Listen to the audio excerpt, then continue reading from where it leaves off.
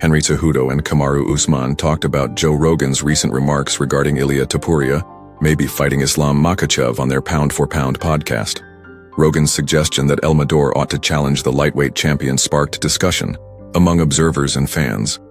While acknowledging the popular Dastani motto of anytime, anywhere, Henry contended that in practice, they want Ilia to battle a top opponent at 155 first to earn his chance. In the end, both Henry and Usman agreed with Rogan's perspective, arguing that he deserved the shot after overcoming two pound-for-pound greats, despite his misgivings about his chances against Islam. They set the stage for what would be a huge fight by highlighting how his stellar record warrants a title opportunity.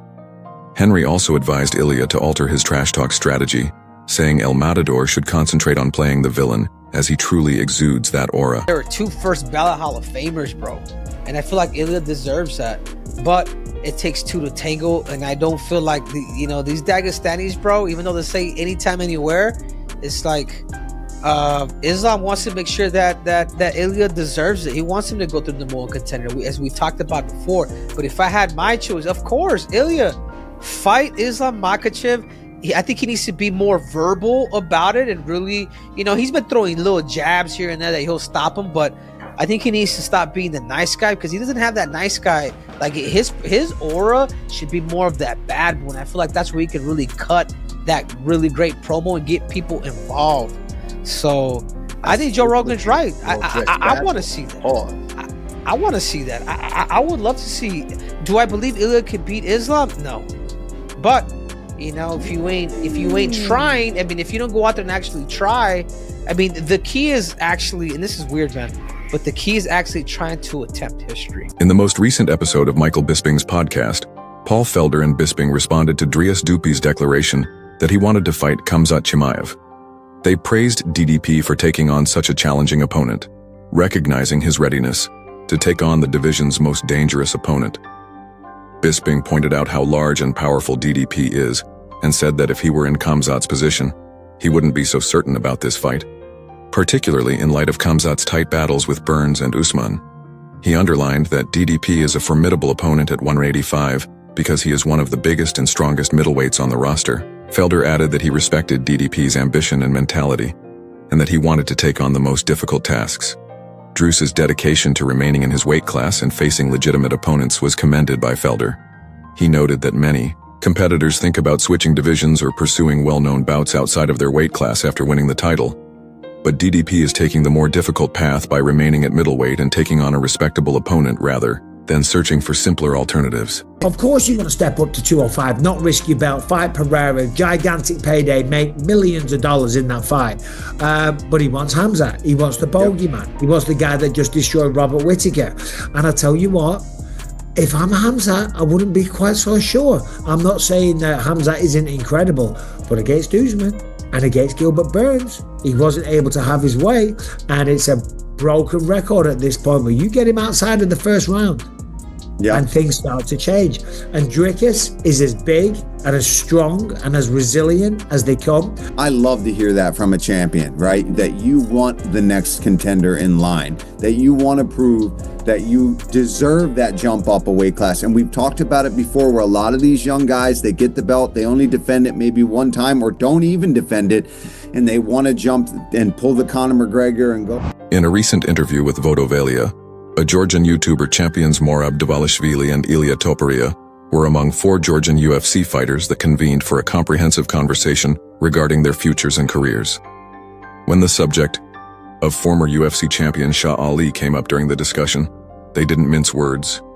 They attacked him, calling him a money-driven individual and casting doubt on his qualifications as a champion.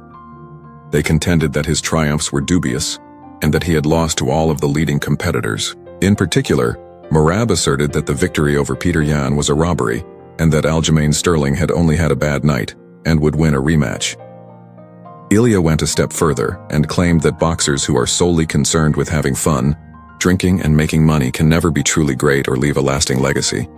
By pointing out that Yan outclassed O'Malley and that he lost to Marlon Vera, he called out O'Malley's reputation as a superior fighter and exposed him as a hype train that falters when faced with genuine opposition. The Georgian fighters unveiled a daring plan to rule several weight classes and bring championship gold to Georgia in line with their aspirational future vision. Merab intends to go to featherweight and win the 145-pound belt, while El Matador wants to advance and win the lightweight title at 155 pounds. Alex Tapia, meantime, is determined to win the 135-pound title and dominate the bantamweight class. Their objective is very clear. They want to create history by having 3 Georgian champions rule the UFC at the same time in separate divisions. If they are successful, it would be a huge accomplishment for Georgian MMA and the sport in general, establishing Georgia as a new fight world powerhouse. Ali is one of the warriors that is only interested in making money, not leaving a legacy. Everyone is aware of his motivations for fighting. He is only interested in selecting fights, making money, and smoking. He doesn't give a damn about belts.